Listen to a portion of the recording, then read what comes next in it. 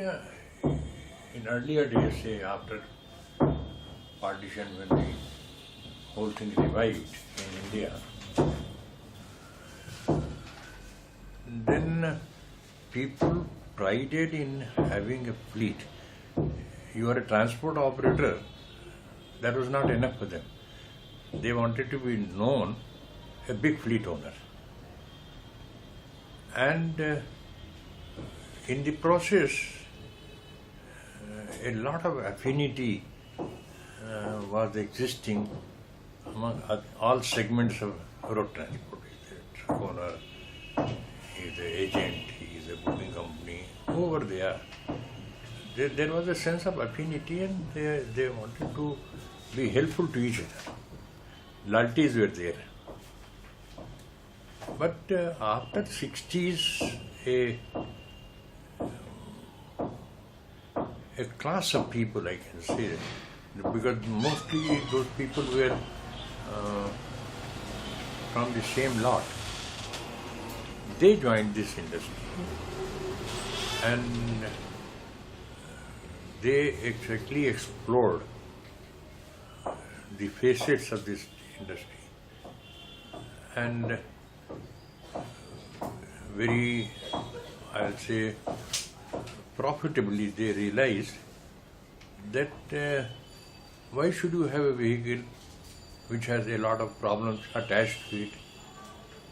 For instance, get a registration, get a permit, get a driver, then a helper, and all these things together, when you can do without it.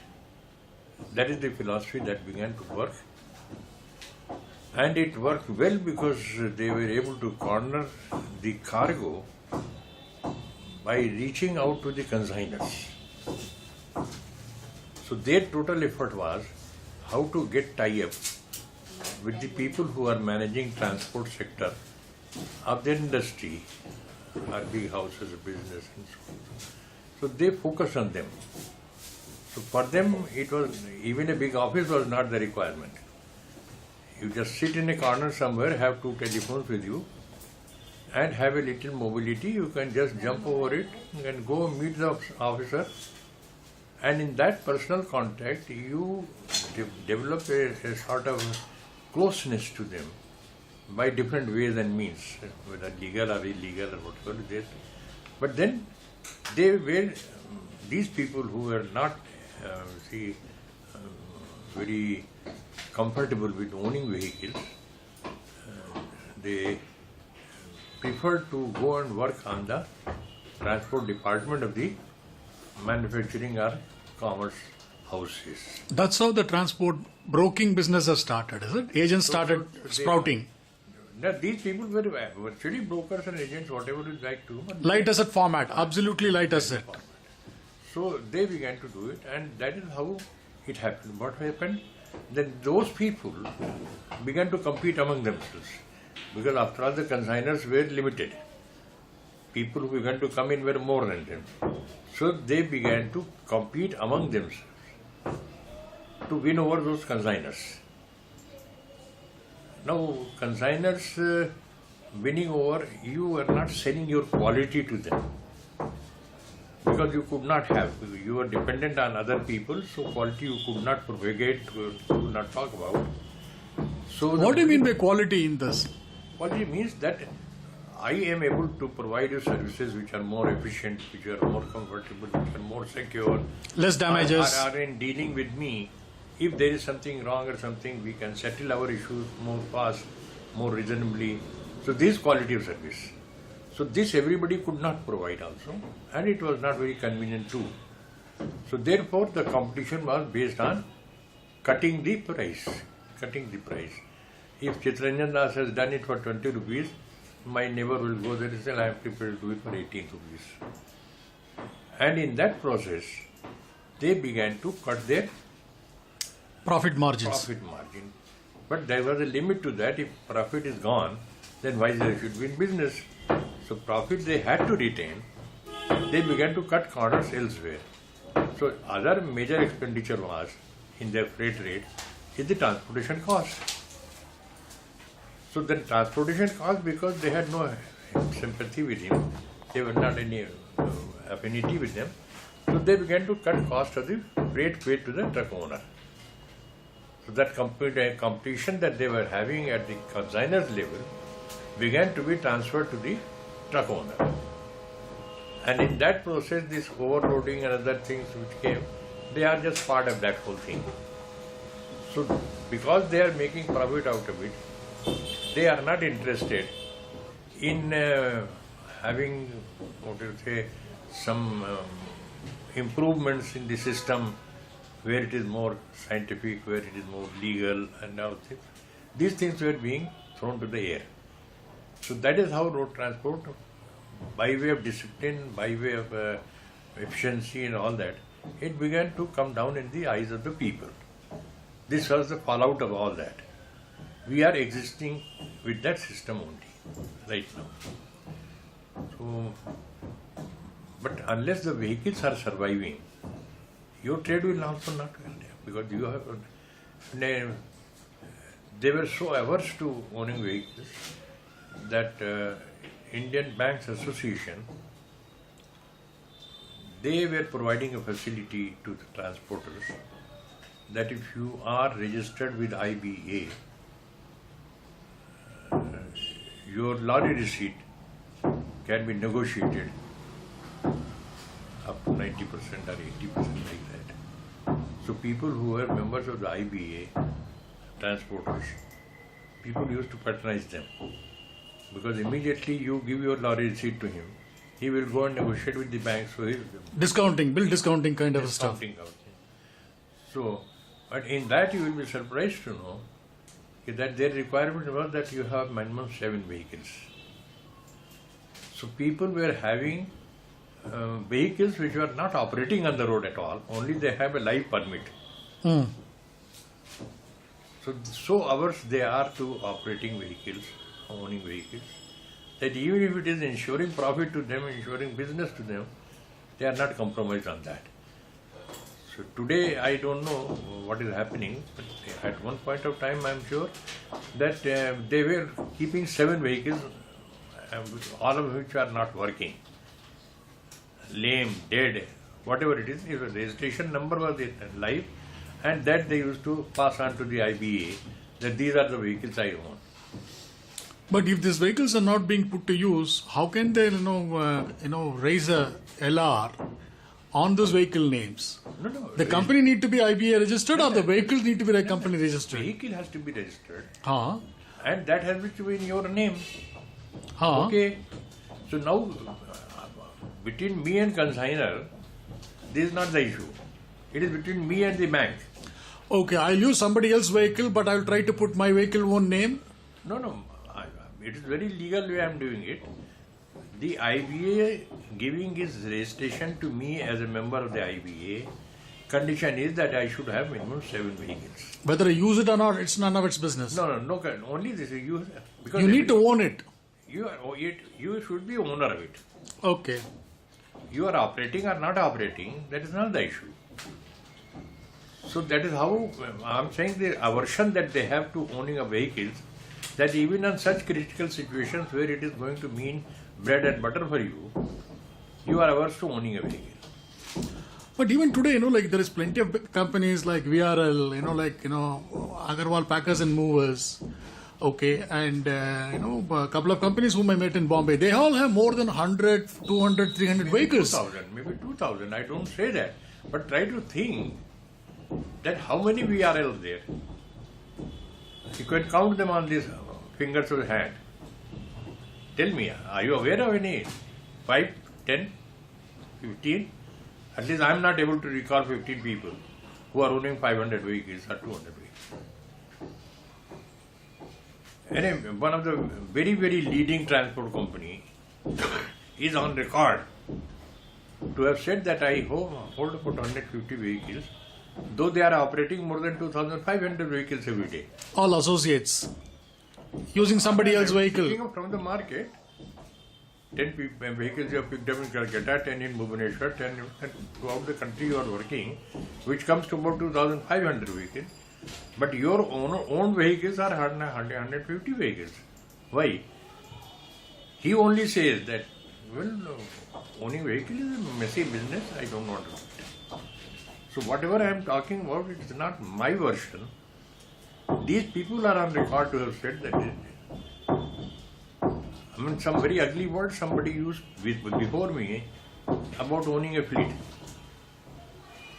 So he said he is the most clever person, he is not owning a fleet and he is operating a transport company. So that thing is going on. Therefore, systems which are not conducive for this kind of a business is perpetrating because these people are dominating the market. Tell me, Mr. Das, one come across plenty of small and medium, fleet owners, 1, 2, 3, 4, 5 kind of a stuff. Many of them also, drivers turned owners kind of a stuff. While, these guys are good at, reducing their expenses, in terms of, if you hire a driver and spend, okay, and if you yourself as a owner drive, yeah, definitely certain operational expenses come down. But in the process, they don't understand that, running a business, a transport business is just not only owning a truck, you need business development skill set, you need ability to run an office in terms of raising a bill, chasing them, getting the money, several other things are there. How come, I don't see or remember any associations really, trying to bring down the small and medium, transporters, owner come, driver turned, owners, on the basics of how to run a business, basic things. Why can't, this be taught to them? Is it very tough? Well, it is not tough. Fact of the case is that the whole system is not working above board. A lot of things are happening underhand. And this underhand is being promoted by people who are benefited by it.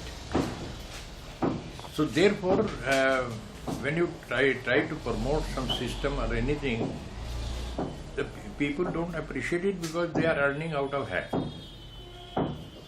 So that is what at least we are fighting for, that operations of vehicles on the road should be smooth and corruption free. And that is a very delicate and complicated issue, which is not easy to fight out. But the process that has been going on for such a long time, without much opposition from inside of the transport business, people have got compromised to is lev dev chalo. That is the convenient form of it. Now when you're talking about lev dev chalo, whatever you will say, that will fall in some sort of a discipline. In discipline, you cannot compromise with lev dev chalo. So there is a contradiction of interest, right or wrong, which has to be straightened out. So that is why associations have not much role to play, because everybody who comes to association, he wants anything in cash. Even kind, if you get, can be satisfied, but you are not able to deliver something in cash or kind. Everything is in the air. If you are fighting for some law, some amendment, every individual says, I am not concerned with it. It is only when the result will come, he will not thank you because it did not give cognizance to you. So therefore associations are very meek, very weak in the country. They are not a trade union. So here people, everybody has a vested interest. It is a very tough task for the associations to carry forward things which are really logical, which are realistic, which are legal. When you talk of this, you are supposed to be out of time. So it's a very tough thing to run an organization. What is the future of this small and medium fleet owners? Say, because a major chunk of fleet operators in the country belong to that category. Okay, what is the future? Will they survive? Or do you foresee a possibility of all these small guys being gobbled up by somebody, some big fish swallowing small fish? I have been visualizing that these small operators can be formed into groups, into corporates, all that. I am afraid it will not materialize. ultimately people will go out of it. Individual vehicle owner to vehicle owner, they are not going to survive in this business ultimately. It is only fleet owners who will survive. How they will come in, maybe if somebody comes up only that his business is not transportation, his business is only to have a fleet. So he just puts in 100 vehicles, he starts with that. You can't escape him, you cannot avoid him because 100 vehicles means something. So people who have got bulk transport to transport, they will prefer a fleet owner like him who has 100 vehicles of his own rather than going for a person who has 4 or 5 vehicles whose establishment is narrow and all that. So I visualize that ultimately big fleet owners will survive, small ones will go away. And the what do you call the common carriers now, called transport company and all that, I think their working will also improve over the time because so far there was no discipline. Now a legislation has been made under which they have to exist and work. So that means that you have to survive and let others survive. That thing will come and then people will pay each other. Sharing will come in rather than cutting in. That is my wish. Mr. Das, you have been associated with the industry for several decades. Which particular decade you would consider as one of the best decades for the transport industry?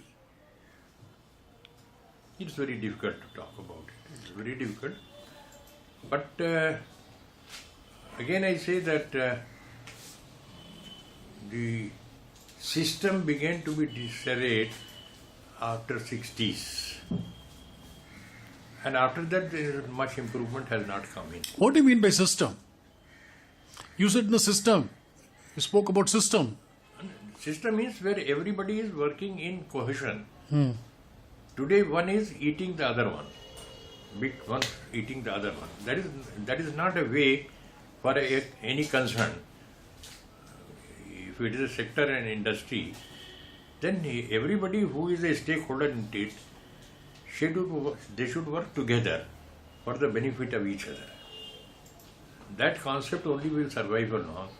Otherwise, eating the small one day the small will have disappeared, then whom are you going to eat? So that is not a workable proposition. Proposition which will survive is that everybody should live and let others live. That has to be the concept. Yeah. Mr. Das, there is another criticism I keep hearing from the transport fraternity, saying that look, whichever party is in power, okay, there seems to be extra importance given to highways, not for transport per se. Do you agree with that perception? You see, when you say two things, I don't know.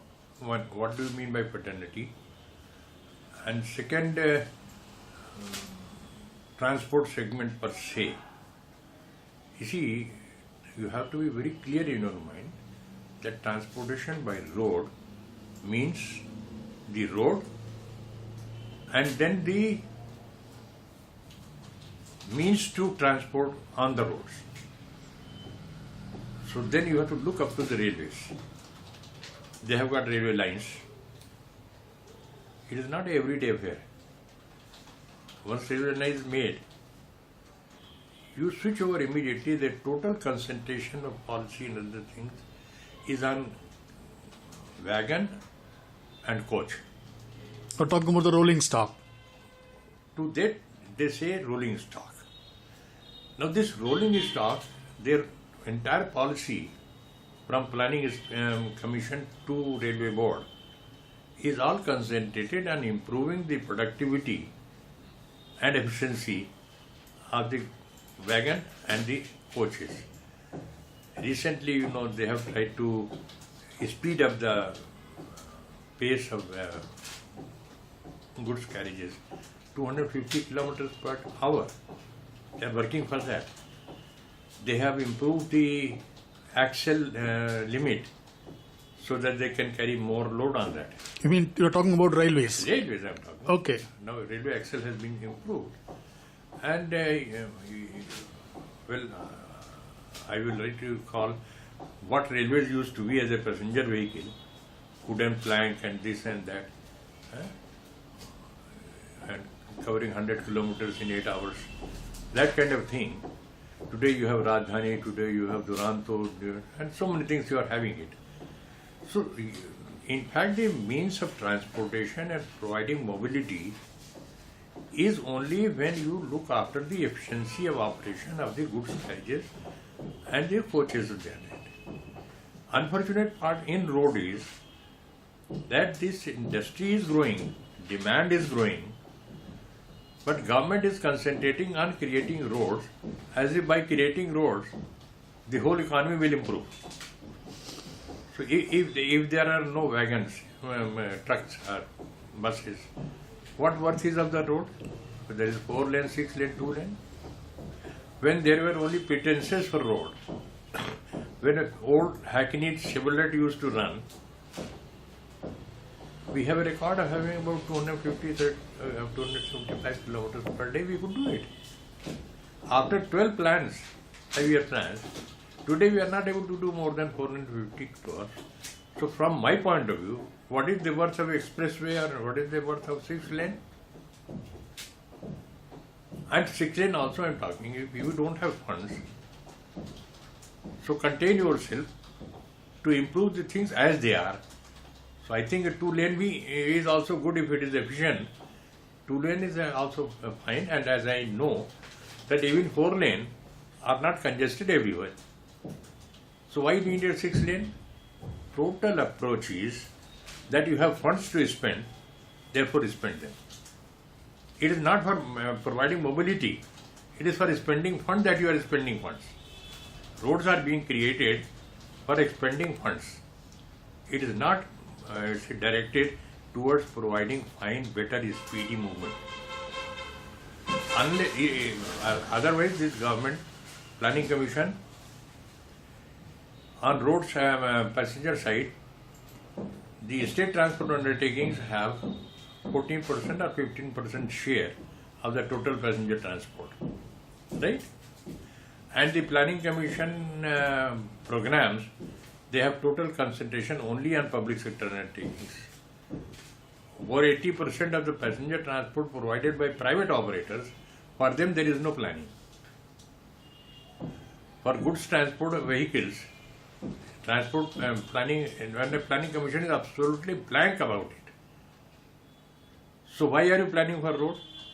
And for whom you are doing it?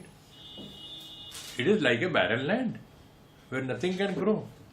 So unless you promote a policy which improves the working condition of the trucks, these all creation of highways and expressways and all that, they have entirely some different purpose, not operation of roads. That is unfortunate, but one has to say it, that these roads are being created for some other. And a very clear case is, somebody started with 5 kilometers, creation of 5 kilometers per day. Other minister comes, he says he'll do it 7 kilometers. Third comes, he said 10 kilometers. Ultimately, the last one who said it was the previous minister, that he will be creating 20 kilometers per day. Contracts have been awarded on these projects, but land is not available. Are you going to create roads in the sky? And if roads are not there, government clearances are not there, why a person has been appointed to carry out that work? What is the objective behind that? There is no explanation, but it's all conceit behind that.